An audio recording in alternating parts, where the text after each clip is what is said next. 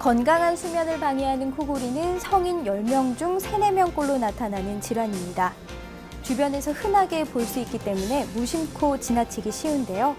하지만 코골이를 방치하면 심한 경우 뇌졸중이나 심장마비를 일으킬 수 있어 주의가 필요합니다. 그래서 오늘은 코골이의 관리와 치료법에 대해 자세히 준비했습니다. 코를 곤다는 것은 공기가 헛도니까 호흡장애가 있다는 뜻이고요. 그 결과론적으로는 이제 산소가 떨어질 수가 있죠. 그래서 코를 고는 사람들 중에 산소가 떨어지지 않고 심장과 뇌가 큰 부담이 없으면 그걸 단순 코골이라고 합니다. 그렇지만 산소가 떨어지면서 심장, 뇌가 시간당 5번 부담이 되면 그건 이제 병총 코골이, 수면 호흡 장애라고 저희가 분류를 하게 되겠습니다. 그래서 우리가 치료를 해야 되는 그 부류는 수면 호흡 장애를 갖고 있는 코골이 환자가 되겠고요. 그분들의 원인을 살펴보면 크게 5군데가 큰 원인이 되겠습니다. 코 안의 질환, 목젖, 혀 뒤의 기도 공간, 그 다음에 기도 모양, 그 다음에 폐 기능입니다.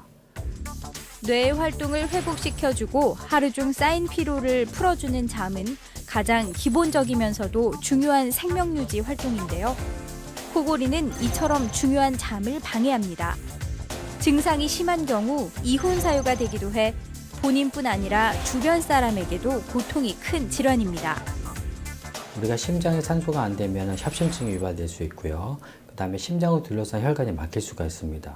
그러면은 자다가 돌연사도 가능하고 또 뇌도 산소가 떨어지면 혈관을 확장시킵니다. 즉 뇌압도 올라가고요. 그럼 두통도 발생될 수 있고 뇌졸중도 유발될 수가 있죠.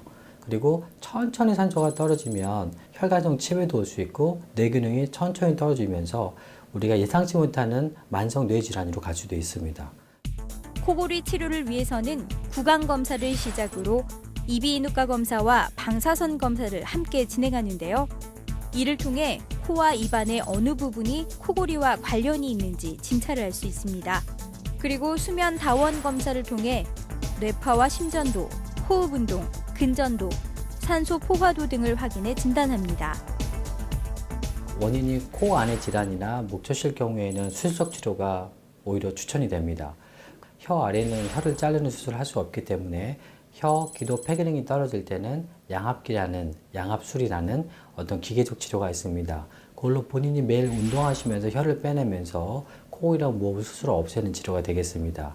그 다음에 애매하게 너무 좀 경미한, 특히 여성분들 코골이 경우에는 이 자세만 바꿔도 치료가 되시는 분들이 있어요. 그러면 자세를 잡아주는 어떤 보종을 잡아주는 어떤 벽에만도 치료 효과가 또 될 수가 있습니다.